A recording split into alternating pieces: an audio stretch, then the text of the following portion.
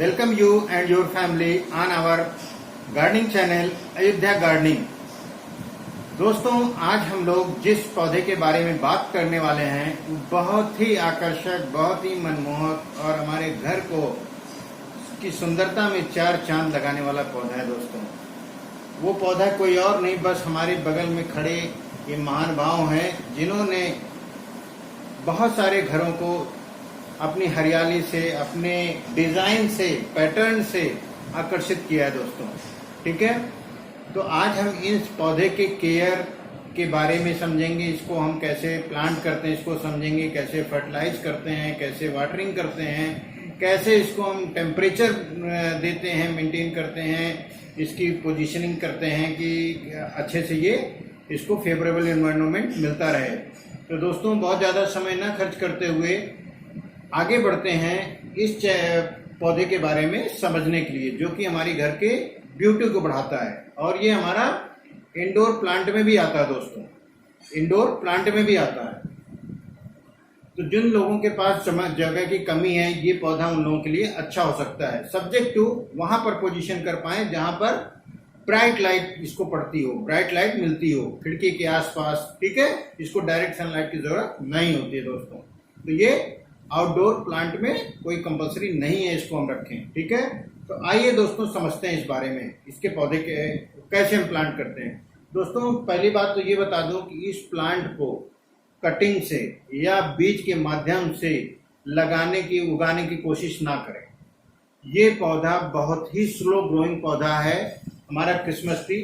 ठीक है, ये क्रिसमस ट्री जो कि बहुत ही स्लो ग्रोइंग पौधा है, बहुत धीरे धीरे बढ़ता है। ऐसे में हमारा जो सीडलिंग है या हमारा जो कटिंग का प्रोसेस है वो सफल होने वाला जल्दी नहीं है। तो बेहतर यही है दोस्तों, इसमें सजेस्ट करूंगा कि इसको आप नर्सरी से ले आएं। और ये थोड़ा सा कास्टली प्लांट भी होता है। ठीक है, ये कुछ नर्सरी वाले तो कहते हैं कि अगर 1 फीट का है तो 100 रुपीज का, 2 फीट का है तो 200 फीट का, 2.5 फीट का है तो 250 रुपीज का। इट में वेरी सिटी टू सिटी, ये हर शहर का अलग हो सकता है। दोस्तों, ठीक है, ये हमारा पौधा 250 रुपए का पड़ा था और हमने इसको मार्च में प्लांट किया था। दोस्तों, ठीक है, तो जब हम इसको नर्सरी से लेके आते हैं तो इसको कोशिश तो ये करें कि एक आध दिन ऐसे छोड़ दें। दोस्तों, क्योंकि एक जगह से दूसरी जगह जब पौधा आता है तो अपने को एक्लेमेटाइज नहीं कर पाता है, अपने को उस वातावरण में नहीं ढाल पाता है। क्योंकि आपने देखा होगा ये पौधा या कोई भी पौधा नर्सरी में सब एक दूसरे के अगल बगल रखे रहते हैं, सब में बहुत सारी फ्रेंडशिप हो जाती है, दोस्ती हो जाती है। जब वहां से कोई हटता है, ठीक है, तो वो सुस्ती, वो उदासी इनमें भी आती है। दोस्तों, ये भी लाइफ है, मैं पहले भी डिस्कस कर चुका हूँ। तो हम इनको वैसे ही रख दें ताकि हमारे नए वातावरण में ये थोड़ा धीरे धीरे अपने को एक्सेप्ट कर सके। 1 से 2 दिन के बाद अब हम क्या कर सकते हैं, इसको हमने एक टब में रखा, एक बाल्टी में रखा, इसकी जो हार्ड मिट्टी होती है, सॉइल होती है, उसको हटा दें ताकि जड़ें इसकी खुल जाएं। अब जब जड़ें इसको कर देंगे 15-20 मिनट बाद वो मिट्टी ढीली हो जाएगी, उसको हम लोग हटा सकते हैं हाथ से। अब जब जड़ें इसकी दिखने लगेंगी, ठीक है, इसकी जड़ें दोस्तों रस्सी नुमा होती हैं, गुच्छा नुमा नहीं होती है, रस्सी नुमा होती है। तो थोड़ा हमें ये ध्यान देना पड़ेगा कि जड़ इसकी टूटने ना पाए, सावधानी बरतनी पड़ेगी। ठीक है, इसकी रस्सी नुमा जड़ें होती हैं, ये चीज को हमें ध्यान रखना पड़ेगा। अब दोस्तों, जब हम इसको वहां से जब हमने मिट्टी हटा लिया, जड़ें इसकी खुल गई, ठीक है, तो अब हम लोग क्या करेंगे, इसके लिए गमले में, जो कि इसके लिए कंपैरेटिवली दोस्तों बड़ा गमला चाहिए। ठीक है, 18-20 इंच का गमला जब होगा तो हमें दोबारा इसको जल्दी रिपोर्ट नहीं करना पड़ेगा, ये अच्छे से ग्रोथ करेगा। या उससे भी बड़ा प्लांट अगर आपका पॉट मिल जाता है तो बहुत अच्छा। ठीक है, ये थोड़ा सा ऊंचाई तक जाता है, तो इसके लिए बड़ा गमला शुरू में अगर हम प्लांट कर उसमें ले ले तो बहुत अच्छा। दोस्तों, अब इसकी मिट्टी कैसे तैयार करते हैं। ठीक है, मिट्टी में कुछ नहीं, बहुत सिंपल है। 1/3 हमने गार्डन सॉइल लिया जनरल, 1/3 हमने इसमें काउडंग मिला दिया, 1/3 हमने सैंड मिला दी। और चूंकि ये पौधा हाइट पे जाएगा, बढ़ेगा दोस्तों, तो इसमें अगर जो हम लोग मोरंग होती है, लाल वाली मोरंग जिससे घर में प्लास्टर किया जाता है, जुड़ाई की जाती है, उसको मिस्त्री लोग जब छानते हैं, ठीक है, तो उसमें क्या होता है, बड़े बड़े छोटे छोटे मध्यम साइज के बहुत छोटे छोटे कंकड़ टाइप के निकलते हैं, वो कंकड़ भी मिला दें। तो उससे क्या होगा, मिट्टी हमारी खूब पोरस बनी रहेगी। बालू के साथ वो मिला देंगे तो मिट्टी खूब पोरस बनी रहेगी। इससे क्या होगा, ऑक्सीजन की सप्लाई अच्छी होगी मिट्टी के अंदर। तो क्योंकि जड़ों इसकी जड़ों को ज्यादा कंपेरेटिवली ज्यादा ऑक्सीजन की जरूरत होगी। ठीक है, अब हमने मिट्टी तैयार कर ली। मिट्टी में दोस्तों क्या है कि जैसा मैंने बताया 1/3 मिट्टी हो गई, 1/3 काउडंग हो गया। अगर आपके पास काउडंग आसानी से मिल जाता तो अच्छा, नहीं तो हम लोग काउडंग एक्चुअली हम लोग एनपीके के लिए देते हैं, तो उसमें हम लोग एनपी की जगह पर अगर हमारे पास वो नहीं है मौके पर तो हम लोग नीम की केक को इस्तेमाल कर सकते हैं। ठीक है, उसको क्रश करके पाउडर बना करके उसमें डाल सकते हैं। अल्टीमेटली पौधे को जो सप्लीमेंट चाहिए वो मिलना चाहिए। ठीक है, उसमें हम 1 चम्मच मैग्नीशियम सल्फेट जिसको हम लोग एप्सम साल्ट कहते हैं, 1-1.5 चम्मच वुड एस लकड़ी की राख को डाल दें दोस्तों। नीम की खली कीड़ों से बचाने के लिए बहुत जरूरी है, उसमें हम मिला दें 1-1.5 चम्मच।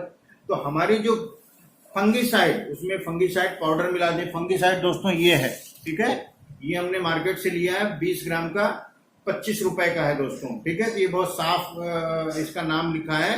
ठीक है, तो ये भी अगर हम मिला दें तो मिट्टी में हमारे जो फंगस होगा, जो हमारे कोई कीड़े होंगे, वो सब खत्म हो जाएंगे दोस्तों, मर जाएंगे उसके साथ। तो हमारी जो मिट्टी होगी अल्टीमेटली डिजीज फ्री होगी, इन्फेक्शन फ्री सॉइल हो जाएगी हमारी। ठीक है, अब जब हम इसको प्लांट को उसमें हमने प्लांट कर दिया, ठीक है, सारी बना करके गमले में मिट्टी डाला, पौधा डाला, पौधे को रखा, उसके बाद हमने क्या किया दोस्तों, इसमें खूब भर के अच्छे से पानी दे दिया। जब हम पानी अच्छे से दे देते हैं दोस्तों, अच्छे से देने का मतलब जब तक ड्रेनेज ना हो, और हाँ ध्यान रखें कि इस पौधे के लिए या हर एक पौधे के लिए मैं बोला हूँ कि ड्रेनेज सिस्टम हमारा बहुत अच्छा होना चाहिए। नीचे जो गमले में छेद होता है उसके ऊपर दियाली रख करके हम लोग ही मिट्टी रखेंगे। ठीक है, ताकि पानी के साथ मिट्टी ना निकले। ठीक है, केवल साफ साफ पानी निकले। तो ऐसे में दोस्तों ये जब करने के बाद हमने पानी भर दिया, अब हम इसकी पोजिशनिंग कहाँ करेंगे, ऐसी जगह पर जहां पर 6 से 7 घंटे की या 5 से 6 घंटे की ब्राइट लाइट मिलती हो, डायरेक्ट लाइट नहीं। ब्राइट लाइट कहाँ मिलती है दोस्तों, जब सपोज दैट बालकनी है, बालकनी के बगल में खुला एरिया है, तो वहां पर तो डायरेक्ट लाइट आएगी लेकिन आपके बालकनी में ब्राइट लाइट आएगी। ठीक है, ऐसे में लान है, लान के नीचे बरामदा, बगल में बरामदा है, वहां पर ब्राइट लाइट होगी, लेकिन लान में आपके डायरेक्ट लाइट होगी। तो दोस्तों इसको हमें ब्राइट लाइट में रखना है, और ब्राइट लाइट में रखने से ये पौधा स्वस्थ रहता है, अच्छे से ग्रो करता है। अगर हम इसको डायरेक्ट सनलाइट में देंगे तो इसकी जो पत्तियां हैं वो सब बर्न हो जाएंगी। ठीक है, धीरे धीरे बर्न हो जाएंगी, ब्राउन होना शुरू हो जाएंगी। ये पौधा बहुत ज्यादा धूप बर्दाश्त नहीं कर पाता है दोस्तों। हाँ, जब 4 से 10 दिन आपने देखा बादल छाए हुए हैं, उसके बाद धूप निकली है, तो आप कुछ समय के लिए 2-4 घंटे के लिए एक दिन इसको धूप में रख सकते हैं। सुबह 8 से लेकर के 11-12 बजे तक धूप में सनडेज वगैरह को रख सकते हैं। इससे जो न्यूट्रिशन, जो सनलाइट की डिफिशियंसी हुई, अच्छी लाइट ना होने की वजह से इसको ब्राइट लाइट भी नहीं मिली, तो वो डिफिशियंसी इससे रिकवर हो जाएगी इस तरीके से दोस्तों। तो और इसको टेम्परेचर, जहाँ तक बात है, ये मैंने बता दिया कि कैसे सनलाइट और ब्राइट लाइट में का अंतर मैंने आपको समझाया। अब एक चीज बता दूं, इसका टेम्परेचर मैनेजमेंट के दोस्तों की ये 10-12 डिग्री टेम्परेचर के नीचे जब हमारा वातावरण का टेम्परेचर जाता है, या उधर 35, 37, 38, 40 तक टच करने लगता है, ये दोनों टेम्परेचर इसके लिए खतरनाक हो जाते हैं। ऐसे में पौधा हमारा सर्वाइव मुश्किल हो जाती है। तो जब कड़ी सर्दी पड़ रही हो दोस्तों, जिसको हम तुरंत अंदर कर लें। ठीक है, हम अपने कमरे के अंदर कहीं पोजीशन कर दें जहां पर इसको इनडायरेक्ट लाइट मिले, और डे आवर्स में, और जो कड़ी सर्दी है वो बिल्कुल उससे बच जाए।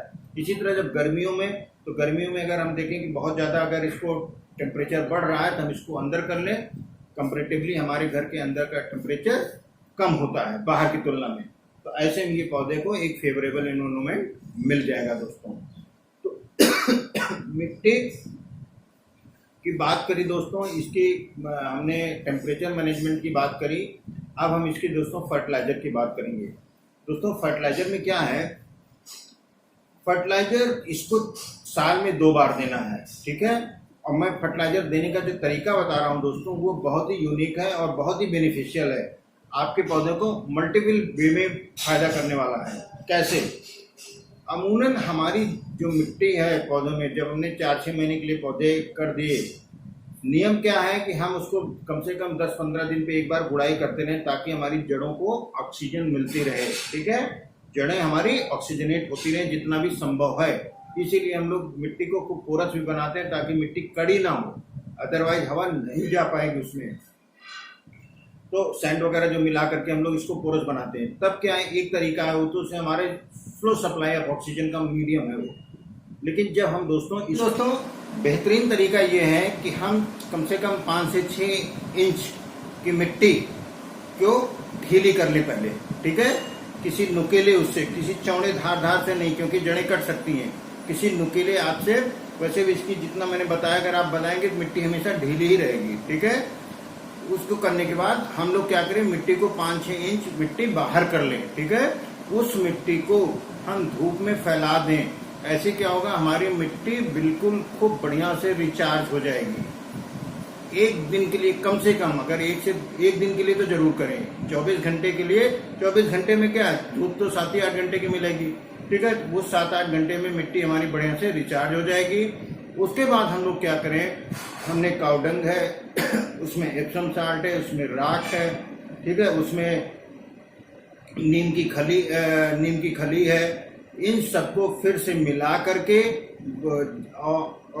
तैयार कर लें मिट्टी, एक चीज। दूसरी चीज, इस बीच जब हम 5-6 इंच की मिट्टी को गमले के निकाल लेंगे तो हमारी जड़ें दिखने लगेंगी पौधे की, ठीक है, पौधे की जड़ें दिखने लगेंगी। ऐसे में क्या होगा, उसको हम खुले में रखेंगे, वो भी 24 घंटे के लिए हमारी जो जड़ें हैं वो भी वेल ऑक्सीजनेट हो जाएंगी, उनको खूब बढ़िया से रोशनी मिल जाएगी, उनको खूब बढ़िया से ऑक्सीजन मिल जाएगी। ऐसे में हमारी पौधे की जड़ें काफी स्वस्थ हो जाएंगी दोस्तों। अब उसके बाद हमने अगले दिन क्या किया, मिट्टी को उसमें भर दिया, पानी डाल दिया, हमारा सब काम खत्म, बढ़िया से पौधा आपका चलेगा। अब हमें केवल ये देखना होगा कि इसमें वाटरिंग मैनेजमेंट दोस्तों, किसी भी पौधे का एक सिर्फ नियम है, किसी भी पौधे का नियम ये है कि water should be given to any plant only on demand of the plant. पौधे को जब पानी मांगे तभी हमको पानी देना है, अदरवाइज पानी नहीं देना है दोस्तों। जब हम देखते हैं कि 1-2 इंच की मिट्टी हमारी सूखी है तभी हम पौधे को पानी दें। ये हमेशा मॉइस्ट मिट्टी पसंद करता है, ठीक है, ये मॉइस्ट मिट्टी पसंद करता है, मिट्टी इसकी हमेशा नमी बनी रहनी चाहिए। तो जब ऐसा लगता है कि आपको मिट्टी में नमी की कमी हो गई है तब आप दे सकते हैं। ओवर वाटरिंग, एक्सेस वाटरिंग बहुत ही खतरनाक है इस पौधे के लिए, इस पौधे की ब्यूटी खत्म हो जाती है दोस्तों, ठीक है। और ध्यान रखिएगा कि इसकी टिप्स कभी टूटने ना पाए, अदरवाइज बहुत मुश्किल से स्लो प्लांट है ना, तो बच्चे जहाँ खेलते वगैरह हैं, बॉल लग जाए, इन सबसे ऐसी जगह से हमको बचा के रखना है, ठीक है। अदरवाइज टिप टूट जाएगी, बहुत मुश्किल से ये ग्रो पौधा आगे बढ़ेगा दोस्तों, ठीक है।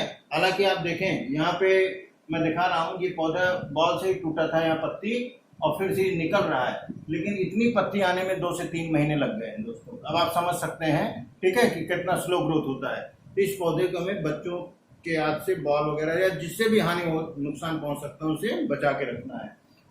तो वाटरिंग में दोस्तों ऑन डिमांड हम दें, ठीक है, और ऐसा भी ना हो कि पौधा पानी मांग रहा है, सूख रही मिट्टी लेकिन कोई देने वाला नहीं है, ये चीज नहीं होनी चाहिए। पौधे को हमारे पानी मिलना चाहिए। बेस्ट वे इस पौधे को और स्वस्थ रखने का, इसको बहुत ह्यूमिड एनवायरनमेंट पसंद है दोस्तों। इसके लिए हम लोग क्या करते हैं, ह्यूमिड के लिए हम लोग हर दूसरे दिन, अगर रोज ना करें कोई बात नहीं, हर दूसरे दिन हम इस पे वाटर स्प्रे कर दें। तो दोस्तों मैंने जब बताया था आपको कि हमें समय भी बचाना है, हमें अपना पौधे को सप्लीमेंट भी करना है, तो अगर हम दूसरे तीसरे दिन पौधे को पानी दे रहे हैं तो कोई मुद्दा नहीं, हम इसको पत्तियों को बढ़िया से भिगो देने के बाद ऐसे हमको पौधे से, अभी मैं करता हूँ आपके सामने, हिला देते हैं, मैं करता हूँ, ठीक है। इसमें दोस्तों खासियत क्या है, इस पानी में मैंने इसमें आयरन का भी पानी मिला दिया है। कढ़ाई में मैंने पानी इकट्ठा किया था और उसके बाद मैंने क्या किया, इसमें पानी मिला दिया। तो आज हम जो दे रहे हैं, रोज नहीं, आज हम आयरन भी सप्लीमेंट कर रहे हैं। तो हम ऐसे पौधे को देखिए, पानी भी मिल रहा है और आयरन की पत्तियों पर आयरन भी जा रहा है दोस्तों। तो हमें ये, अगर हम इतने पौधे को अपने प्यार दुलार देते हैं, केयर करते हैं, तो हमारे पौधे तो हमारी केयर करेंगे ही, वो हमको ब्लेस करेंगे, वो हमारा स्ट्रेस रिड्यूस करेंगे, वो हमको शांति देंगे ही देंगे दोस्तों। तो ऐसा हम करके उनको इस माध्यम से हम आयरन भी दे रहे हैं और हम पत्तियों पे छिड़काव भी कर रहे हैं पानी का, तो जिससे इनकी जो गर्मी होगी वो खत्म हो जाएगी। ठीक है, इनको एक नमी मिल जाएगी। ठीक है, ऐसे में पौधा हमारा काफी स्वस्थ रहने वाला है दोस्तों। इसी तरह कभी कभी हम इसमें महीने में एक बार एप्सम साल्ट इसमें घुमा दिया। ठीक है, कुछ अलग करने की जरूरत नहीं है। कैल्शियम हम इसमें मिट्टी के थ्रू ही देते ज्यादा बेहतर है। ऐसे में दोस्तों ये हमने पौधे को देखिए वाटर स्प्रे कर दिया। आप भी अपने पौधे को वाटर स्प्रे का दोस्तों फायदा दूसरा भी क्या है, अच्छा एक फायदा ये है कि इस पे जो पौधों पर डस्ट पड़ी रहती है वो भी खत्म हो जाती है।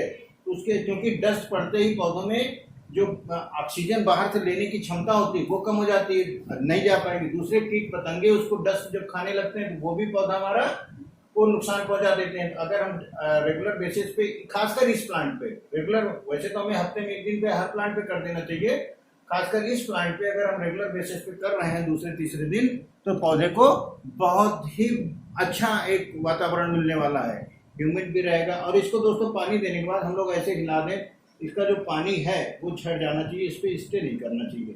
ठीक है, इसी तरह दोस्तों जब हमको इस पौधे को हमें इंतजार नहीं करना है कि पौधा जो है खराब हो रहा है किसी भी वजह से, मान लो फंगीसाइड लग गया या कोई कीट पतंगा खाएगा तो हम उस पर जब आएगा तब देंगे, कुछ नहीं। हमने 1 लीटर पानी लिया, 1 ढक्कन उसमें नीम का ऑयल मिलाया, उसमें हमने 1 चम्मच आधा चम्मच पाउडर मिला दिया, वॉशिंग पाउडर, और खूब बढ़िया से मिला दिया। उसके बाद स्प्रे कर दिया जैसे अभी किया मैंने अभी आयरन पानी के साथ आयरन सप्लीमेंट कर दिया, इसमें पौधा हमारा आयरन रिच हो गया।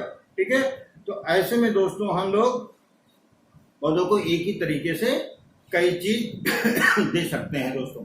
तो जब हमारा हम ये इंतजार ना करें, मैंने बताया ना कि 15 दिन पे एक बार आप नीम ऑयल स्प्रे जरूर कर दें। ठीक है, आप इंतजार ना करें पौधा जब खराब होगा तब। इस बीच अगर कोई आपकी पत्ती, इसकी कोई टहनी इसकी ब्राउन होती है, सूखती है दोस्तों, ठीक है, तो तुरंत पहचानिए कि या तो पानी ज्यादा दिया आपने या तो कम दिया है। ये आपको अच्छी तरह से पता है कि हम ज्यादा बार बार दे रहे हैं तो इसका मतलब इसका साइड इम्पैक्ट है। अगर कम दे रहे हैं तो हमें तुरंत सप्लीमेंट करना चाहिए। वो कम दे रहेंगे तो मिट्टी बता देगी काफी सूख गई होगी। ठीक है, और उसके बाद ये जो ड्राई एरिया हो जाता है, पत्ती का जो ड्राई चीज है, उसको हम कट करके हटा दें वहां से। ठीक है, तो इस तरह से दोस्तों इस पौधे में अगर हम करते हैं जितना मैंने बताया सिंपलेस्ट वे, कोई भी इस पौधे को टाइम की जरूरत नहीं होती। ये पौधा बहुत ही ब्यूटी आप बढ़ाता है आपके कमरे की, आपके बाउंड्री की, आपके लान की। तो दोस्तों उम्मीद है कि हमने अपने जो वाटरिंग की बात करी, हमने जो स्प्रे मॉडल ऑफ वाटरिंग की बात करी, इंपॉर्टेंस उसकी शेयर की आपसे। ठीक है, फर्टिलाइजर की बात करी, सॉइल की बात करी, फंगीसाइड की बात करी, ठीक है, और इंसेक्टिसाइड की बात करी। नीम की खली इसमें महीने में 1.5 महीने में एक बार आप 1 चम्मच मिला करके घोल करके डाल दीजिए या मिट्टी में गुड़ाई कर दीजिए डालने के बाद। ठीक है, तो आपका पौधे को you will not give a chance कि वो खराब होगा। आप चांस ही नहीं दे रहे हैं पौधे को खराब देने को। ठीक है, तो आपने पोजिशनिंग इसकी समझी, टेम्परेचर मैनेजमेंट से उम्मीद है दोस्तों कि हर चीज मैंने डिस्कस कर ली है। इसके अलावा अगर कुछ रहता है तो आपके कमेंट्स में हम आपको रिवर्ट कर सकते हैं दोस्तों। तो दोस्तों बस फाइनली फिर यही रिक्वेस्ट है कि आप गार्डनिंग करें, अपने आसपास के लोगों को प्रभावित करें, इस बात के लिए उनको इम्प्रेस करें, उनको ले आए गार्डनिंग में, ताकि गार्डनिंग एक अभियान बन सके। आज नहीं तो कल की अनिवार्य जरूरत होने वाली है दोस्तों, और घर के हर मेंबर से इसकी इम्पोर्टेंस को शेयर करें। थैंक यू दोस्तों।